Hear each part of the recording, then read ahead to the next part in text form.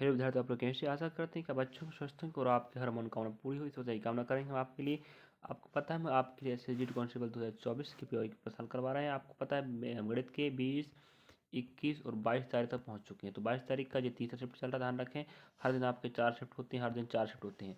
तो इस प्रकार से 4 शिफ्टों का वीडियो बन रहा है। रही बात, एक शिफ्ट में हम 10 प्रश्न कवर करते हैं। तो इस तारीख का 22 फरवरी 2024 का शिफ्ट नंबर तीसरे का हम पहुंच चुके हैं, जिसमें से एक पार्ट हो चुका है। सेकंड पार्ट हम आपको लेने वाले हैं। 20 प्रश्न ध्यान रखें हैं। फर्स्ट पार्ट में आप देखे होंगे 10 प्रश्नों को समाहार, आप देख चुके होंगे मुझे उम्मीद लग रहा है। और 10 प्रश्न बच्चे, उनको 10 प्रश्न फिर कवर करने वाले, ठीक है। और मैथमेटिक्स, रीजनिंग, हिंदी, जी के चारों प्रश्न कवर हो रहे हैं। 20 तारीख से लगातार क्रम से 29 तारीख तक हम पहुँच चुके हैं फरवरी का। 20 तारीख के 4 शिफ्ट इस प्रकार कंटिन्यू हर दिन का 4 शिफ्ट हिंदी और जी के जीएस का हम कवर करवा चुके हैं। ध्यान रखें, आप जाके देखिए विद्यार्थियों। कुल मिला के 100 प्लस वीडियो बन चुके। अब आपको दिखाने वाले मैथमेटिक्स के 10 प्रश्न बचे थे, उन्हें कैसे हल करना है आपको। चलिए, तो इन प्रश्नों को आपने बनाया होंगे, मुझे उम्मीद लग रहा है, ठीक है। बनाया है आप लोगों ने। पिछले पीवाई के हम इन प्रश्नों को बना चुके, ध्यान रखें। अगर आप नहीं देखे हैं तो जाके देखिएगा, ऐसे शानदार प्रश्न मिलेंगे, ध्यान रखना। जो आपके पिछले भर्ती परीक्षा में आए थे और आपको अगली भर्ती परीक्षा में काम देने वाले, ध्यान रखें। तो आपको हम 10 प्रश्न करवाए, ध्यान रखा। इसको भी हल करवा चुका हूँ मैं। नहीं देख पाए आप किस प्रकार हल होता है तो जाके देखें। आपको देखना चाहते हो ना तो जाके देखिएगा, ठीक है। चलिए, तो 11 प्रश्न हल करना, लेकिन हम पीछे लेंगे 20 तारीख, ठीक है। चलिए, फिर 20 प्रश्न लेंगे, आपके लिए हल करने का प्रयास करेंगे। चलिए, तो भाई हल तो करना है। 20 करो चाहे 11 से करो, है कि नहीं। 10 प्रश्न 1 से 10 तक हो चुके थे, आप नहीं देखे होंगे। हम आपको दिखा दिए कि किस प्रकार प्रश्न आए थे। नहीं देखे तो आप जाके देखिएगा पिछले वीडियो में। एक वीडियो में हम रीजनिंग और मैथ्स के 10-10 प्रश्न लेते हैं। माँ की हिंदी और जीके के पूरा एक वीडियो 20 प्रश्न समाप्त हो जाता है। चलिए, और लंबा समय हो जाए इस चक्कर से। दिनेश, फिर दिनेश काम करता है 96 घंटे में। अब कहता है दिनेश और राहुल, कि राहुल और दिनेश है, उसी को करते हैं 48 घंटे में। अब कहता है तरुण, तरुण हमारा तरुण जो है, तरुण टी कर लो, तरुण करता है उसको 16 घंटे में। अब विद्यार्थियों, जब इस प्रकार का प्रश्न है एलसीएम तो लेना पड़ेगा ना, तो 96 एलसीएम आएगा, ठीक है। एलसीएम आया 96। अब हमें समझना है, जो एलसीएम आता है वही टोटल कार होता है, आपको पता है ना। अब हम भाग लगाएंगे 96 का, 96 का भाग लगाएंगे तो एक बार जाएगा, मतलब दिनेश की क्षमता एक आई, ठीक है। 48 का भाग लगाएंगे कितनी बार जाएगा जी, आपको पता है, बताइए कितनी बार जाएगा। हाँ, तो आप देख रहे थे, हम आपको बता रहे थे। तो भाई हम 16 का भाग, सॉरी 48 का भाग लगाएंगे 96 में, तो आपको दिख रहा 2 ही बार जाएगा। मतलब दिनेश और जो राहुल है, दोनों की क्षमता 2 आई, ठीक, ध्यान रखेंगे। और 16 छक्का 96 होता है, ठीक है, तो 96 हो जाएगा। तो मतलब जो तरुण की क्षमता 6 है, सॉरी हमें क्या बोला है, चलिए, हाँ, कौन कौन दिया, हाँ राहुल और तरुण, यहाँ राहुल ध्यान रखना, राहुल और तरुण के बारे में बोला था, क्षमा चाहते हैं हम नहीं लिख पाए थे। अब आपको बता दें विद्यार्थियों, आपको समझा के बताते हैं कि भाई दिनेश 96 दिन काम करता है, 96 घंटे में कर सकता है। और दिनेश और राहुल करते हैं 48 घंटे में, और राहुल और तरुण करता है 16 घंटे में। तो एलसीएम निकालने पर कितना, 96 आ रहा है।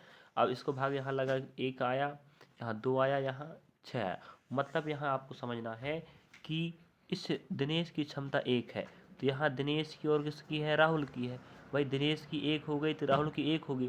दिनेश की 1 राहुल की 1 मिलकर 2 बनाया होगा ना, क्योंकि हमें दिनेश का पता हो गया 1 हो गया। अब आप समझ पा रहे होंगे भाई, हमें तरुण को काम करवाना है, तो हमें पता है दिनेश की कितनी है, बताओ, 1 है। राहुल की 1 हो गई, तो यहाँ राहुल 1 होगा तो भाई तरुण 5 होगा, तभी तो 5 और 1 6 बनेगा ना, नहीं समझे। चलो, तो तरुण की क्षमता कितनी है, 5, ध्यान रखें। चलो आगे दिखाते हैं आप कैसे हल करना है। फिर अब देखो, हमारे पास टोटल समय कार कितना, 96 एलसीएम में आया था।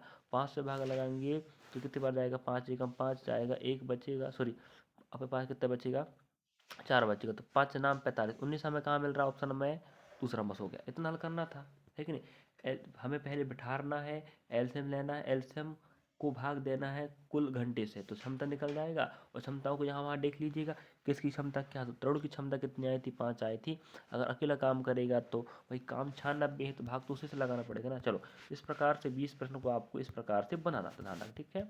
ध्यान रखें, 22 तारीख का शिफ्ट नंबर तीसरे के 10 प्रश्न हो चुके हैं, और हम बाकी जो प्रश्न बचे थे सेकेंड पार्ट में लेते हैं, उनको हल करवा। देखो, अब एक बात और बता विद्यार्थी, 19 प्रश्न है जो आप देख पा रहे होंगे, इस प्रश्न को पिछले सेट में पूछ चुका है, जो 22 तारीख का शिफ्ट नंबर सेकंड में, और थर्ड में वैसे ही पूछा है, वो डाटा चेंज करके हमें बोल रहा है, देखिएगा, 19 विद्यार्थियों की औसत आयु 22 है।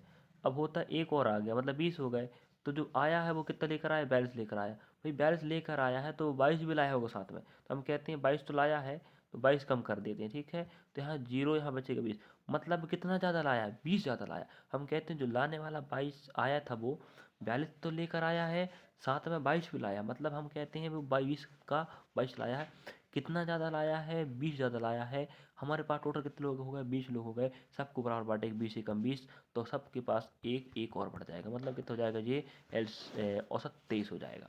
ये कॉन्सेप्ट कैसा लगा आपको बताइए। अगर आप पहली बार पढ़ रहे हैं गणित को तो ये कॉन्सेप्ट आपको बेकार लगेगा। अगर आप समझदार हैं और आपका बेसिक कॉन्सेप्ट क्लियर है तो आप समझ गए होंगे किस प्रकार से हल किया मैंने, ठीक है। तो ध्यान रखें विद्यार्थियों, अगर आप लोग नए नए होना थोड़ा समस्या होने वाला है कि प्रश्न कैसे हल हो रहा है, ठीक है। बाकी आप पुराने हैं तो दिक्कत की बात नहीं है, क्योंकि आपको विदित है कि हल कैसे करना पड़ता है, ठीक है। अब अगला प्रश्न देखते विद्यार्थियों आपको बताते हैं। देखिए, इस प्रकार का प्रश्न हर शिफ्ट में पूछ ही रहा, पहले शिफ्ट में ऐसे प्रश्न पूछ रहा, मतलब पूछ रहा। अब हमें देखना है, हमें 10% हानि पर बेचा, 10% की हानि पर बेचा, इसका मतलब होता है वो 90% पर बेचा होगा, ये समझे, है कि नहीं। जो कितना पैसा है उसके बराबर 56,088 वही 10% की हानि पर बेचा, मतलब 90% पर बेचा होगा, सीधी बात। तो 90% बराबर कितना है, 56,088। अब कह रहा है 20% का लाभ कमाने के लिए बैग को कितना मूल्य पर बेचे। 20% लाभ मतलब 120 होता है, ठीक है। लाभ तो लाभ, हानि तो हानि, हानि कहेगा तो घटाइए 100 से, और लाभ कहेगा 100 से जोड़ दीजिए, 20% लाभ। तो यहाँ परसेंट उड़ जाएंगे, ध्यान रखें। चलिए ठीक है, रिपीट करते हैं फिर से। यहाँ जाएगा 90 और नीचे पर कितना बचा है, 120 आएगा, ठीक है, बराबर। हमारे पास कितना है जी, 56,088, ठीक है। अब आप समझ पा रहे होंगे, यहाँ जीरो जीरो कट जाएगा, ठीक है, कट गया जीरो जीरो। अब हमें देखना है, ये जाता है भाई 9 छक्का 54 जाएगा, 4 बचेगा, 9 पन्ना 45, ठीक है। कितना बचा आपके पास, 3, कितना बचा है 45 में, आपके पास कितना है जी, 8 है ना, 3 बचेगा, ठीक है। चलिए थोड़ा मिस्टेक यहाँ ये हो रहा विद्यार्थी, देखिएगा। हमें कह रहा है वो प्रश्न में कि भाई जीरो जीरो चला गया, ठीक है, जीरो 100 हो गया। अब 9 का पहाड़ा पड़ेंगे तो 9 छक्का 54, हमारे पास 2 बचा है, ठीक है। 9 तेरी 27 होता है और 9 दूना 18 होता है कि नहीं। तो मतलब ये हो रहा है 632 बार कटा है। इसका मतलब यहाँ हम गुणा कर देंगे 632 बार, ये समझे। चलो, तो आपको क्या करना है, अब आगे हल करना है आपको। तो 12 गुणा 632 करने पर आपको 7,584 मिलेगा, समझे, नहीं समझे आप लोगों को। चलो हम एक बार और रिपीट कर देते हैं। भाई 10% हानि पर बेचता, मतलब होता है 90% पर बेचेगा। तो 90% किसके बराबर है, 56,88 के बराबर है। अब हम 20% लाभ पर बेच रहा, मतलब 120 पर बेचेगा। इसके बराबर हमने देखे तो 632 गुना हुआ, ठीक है। उसी प्रकार जीरो जीरो कट गए थे पहली बात, यहाँ भी हम 632 गुणा कर देंगे, मतलब 9 का गुणा हम करेंगे 632 बार तब इतना मिलेगा। तो 12 गुणा करेंगे 632 बार तो हम मिलेगा 7,584, ठीक है। ये प्रश्न इस प्रकार का हमें हर शिफ्ट में मिल रहा था ना, ठीक है। चलिए अगला प्रश्न देखते हुए विद्यार्थी, अगला प्रश्न बहुत शानदार प्रश्न है। इस प्रकार का प्रश्न आप कोई बच्चा ही बना देगा। अब देखो यहाँ पर हमें एस का मान, सॉरी टी का और यू का मान पता होने चाहिए। देखो यहाँ अल्टा पल्टी मान होते हैं, 4 होगा यू का मान और 5 होगा टी का मान, ठीक है। तो टी का मान हो जाएगा 5 और प्लस का प्लस, यू का मान कितना है 4 है, जोड़ दिए कितने बन गया 9 बन गया, ठीक है।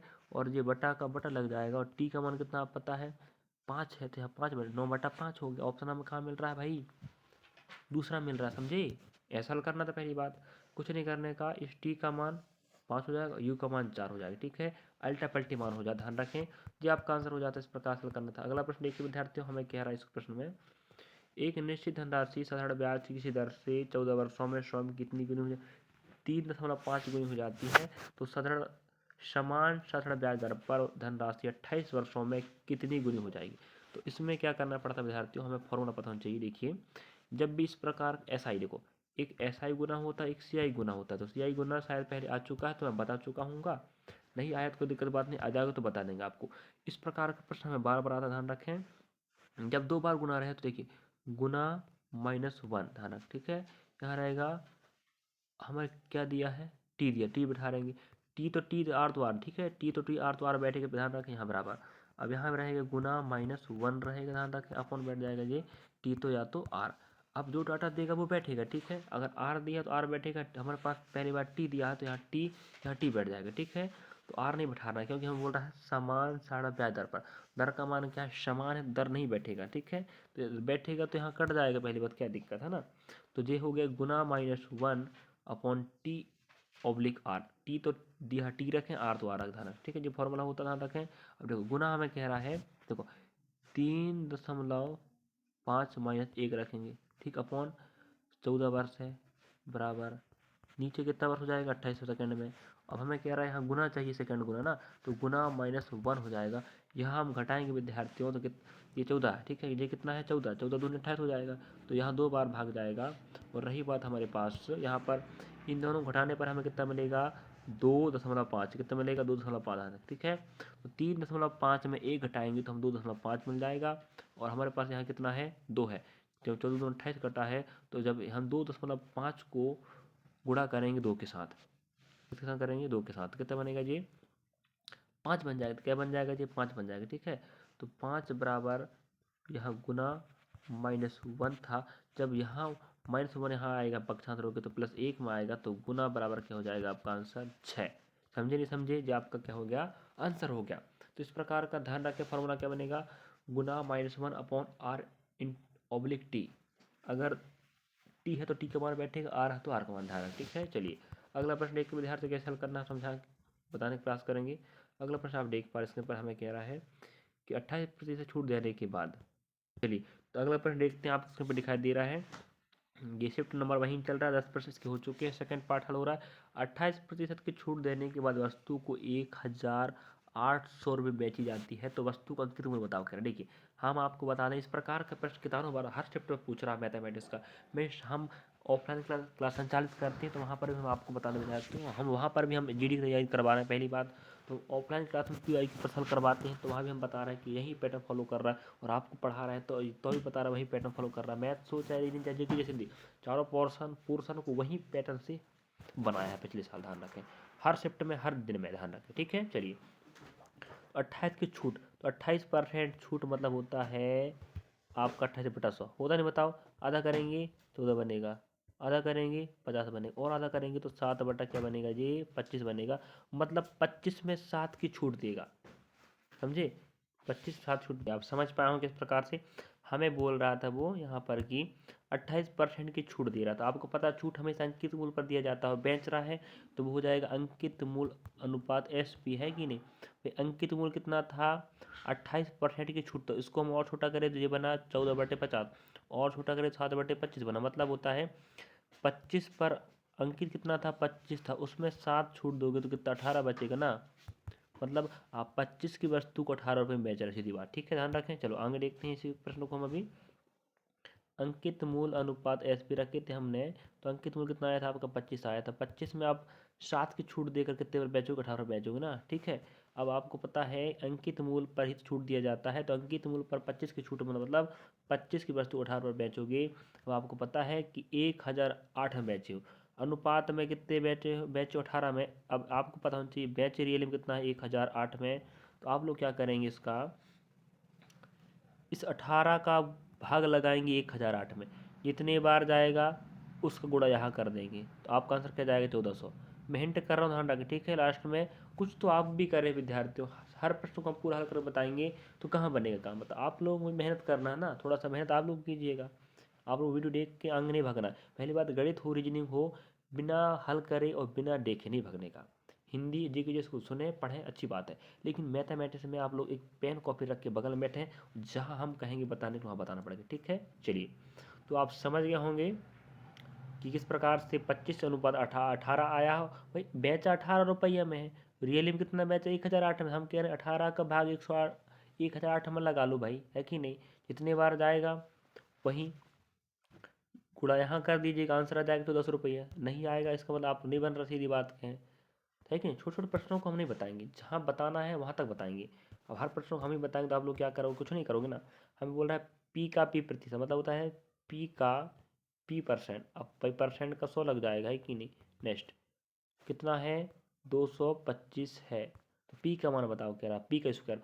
ये तो पी का स्क्वायर हो गया ना, तो इनको कुतरे गुणा कर दो, बस खत्म आंसर। कहाँ मिला ऑप्शन नंबर तीसरा मिल रहा है। क्या दिक्कत था, नहीं था कि नहीं। ऐसे ही प्रश्न हल करना था बहुत शानदार तरीके से इस प्रश्न को। अगला प्रश्न आप देख पा रहे होंगे 13 नंबर का, बहुत शानदार प्रश्न है, देखिएगा। अगला प्रश्न हमें कह रहा है सरलीकरण का बनाओ, कह रहा ठीक है। अब देखो इसको बनाने का प्रयास करेंगे अपन, छोटा सा प्रश्न है लेकिन थोड़ा सा हल तो करना पड़ेगा ना। इन दोनों को भाग करेंगे तो एक आएगा, है कि देखो ना भाई, यही डाटा यहाँ दिया, मतलब एक ही बार जाएगा, गुणा 0.5 है तो नीचे का मान 0.5 आ जाएगा, ठीक है, ध्यान रखेंगे। अब देखो, अब हमें कह रहा है इन दोनों गुणा करेंगे तो कितना बनेगा जी, यहाँ भागा लगा लीजिएगा भाई, 0.5 हो जाएगा, ठीक है। अब आप देख पा रहे होंगे भागा हो गया। अब इन दोनों गुणा करने पर हमें मिलेगा 0.25 मिलेगा, नहीं मिलेगा भाई। पाँच पाँच गुणा करेंगे तो 25 बनेगा, 5 25 होता, लेकिन यह एक दो दो संख्या है आपके पास पॉइंट वाले, है ना। एक दो जितनी संख्या रहती है उतनी संख्या कि पहले अपन क्या लगा देते हैं पॉइंट, एक दो तो पॉइंट लग 0.25 लग गया, ध्यान रखें।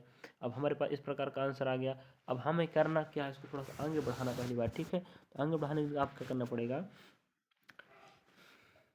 इसको पहले ठीक लिखते, इसको ठीक लिखें, देखिए ना, इसकी देखिए ध्यान रखें आप लोग कैसे लिखना है। देखो 0.5 था, अपॉन हम लगा देते हैं 0.25, ठीक है। और नीचे जो डाटा था उसको हम पक्षांतर करेंगे, वो बनेगा 1, 0.5 बन जाएगा, ठीक है। जो काट देगा, अब हमारे पास 1/0.25 आए, तो इस पॉइंट को ऊपर ले जाएंगे तो जो बन जाएगा 100, और नीचे 25 है भाई, तो 25 का पहाड़ा पड़ेंगे तो 25 चौके 100 हो जाएगा, नहीं बताओ। तो जिसका आंसर आ जाएगा ऑप्शन नंबर पहला आ जाएगा, ठीक है। अगला प्रश्न देख चलिए, चलिए अगला प्रश्न आप देख पा रहे होंगे। तो 10 प्रश्न तक हम हल करके बताए, ध्यान रखें 10 के बाद जो प्रश्न रह गए थे, तो आप ये देख पा रहे हैं। अगला प्रश्न आप देख पा रहे होंगे, हमें कह रहा है सरल कीजिएगा। सरलीकरण के प्रश्न आप देख पाए होंगे पिछले वाले PYQ में, इसी शिफ्ट का जो आधा हिस्सा बना उसमें भी शायद दो प्रश्न मिले थे, यहाँ पर भी हमें दो प्रश्न मिले। इस प्रकार से इस शिफ्ट में हमें 4 प्रश्न देखने को मिला है सरलीकरण का। तो सरलीकरण का प्रश्न हल करना तो आपको बोर्ड मास रूल बननी चाहिए, तब हल कर पाएंगे, ठीक है। तो बोर्ड मास रूल आपको नहीं पता तो जाके वीडियो में देखिएगा। रीजनिंग की गणित संख्या हम पढ़ा चुके हैं, ठीक है। और वैसे तो आप प्रश्नों को हल करते करते बोर्ड मास रूल बनने लगेगा, ठीक है। तो हमें समझ में आता है कि पहले भाग लगाओ, पहले यहाँ प्रश्न के अनुसार यहाँ पहली बात गुणा है, तो आपको इन दोनों गुणा करना है, इन दोनों गुणा करना है, इन दोनों गुणा करना है, इन दोनों को करना है, इन दोनों करना है, ठीक है। फिर इन्हें आपस जोड़िएगा, ठीक है। इन्हें आपस में जोड़ो, जो डाटा है इसको आपस में घटाओ, तो आपका आएगा 246 आंसर। तो हम आप हिंट कर दिए, ठीक है। आप बना तो पा सकते हो ना, कोई दिक्कत थोड़ी, बताओ। यहाँ गुणा करना है, यहाँ गुणा करना है, यहाँ गुणा करना है, यहाँ गुणा करना है, यहाँ गुणा, पहले गुणा गुणा कर लीजिएगा, उसके बाद जहाँ जहाँ प्लस है, यहाँ प्लस है कि बीच में यहाँ प्लस जोड़ लो, फिर यहाँ प्लस आपके पास यहाँ जोड़ लीजिएगा। तो जहाँ पहले गुणा करना है, फिर जोड़ना है, फिर भाग सॉरी घटाना, ठीक है। तो आपके पास 246 आएगा, नहीं आएगा तो आप लोग कमेंट करेंगे क्यों नहीं आ रहा है, हम आपको बताएंगे, ठीक है। चलिए, इस प्रकार विद्यार्थी हम आपके लिए टोटल 20 प्रश्नों का समाहार एक शिफ्ट में रहता है, जिसमें से आपको बता दें 10-10 प्रश्नों का हम एक शिफ्ट बनाते हैं। तो जिस शिफ्ट नंबर 22 फरवरी 2024 का शिफ्ट नंबर तीसरे के PY को हल करवा रहे थे, जिसमें ये पार्ट नंबर B था, ध्यान रख। चलिए अगले वीडियो में आपसे मिलते हैं, नेक्स्ट पार्ट लेकर आएंगे 22 तारीख का शिफ्ट नंबर चौथे का, ठीक है। आपको वीडियो कैसा लगा, अच्छा लगा तो लाइक सब्सक्राइब शेयर करें। और थोड़ा सा दिक्कत होता है विद्यार्थी समझाने में, इस बात में कि थोड़ा हमारे पास सुविधाओं का अभाव है, इस कारण से दिक्कत होता समझाने में, ठीक है। तो आप लोग प्रयास करेंगे फिर समझने का, आप लोग समझते हैं, हमें देखते अच्छी बात है, हम आपके साथ जुड़े रहेंगे और आपके मेहनत करते रहेंगे आपके लिए। चलिए अगले वीडियो मिलते हैं, कैसा लगा वीडियो, लाइक सब्सक्राइब शेयर करना ना भूलें, और कमेंट बॉक्स में कमेंट से भर दें।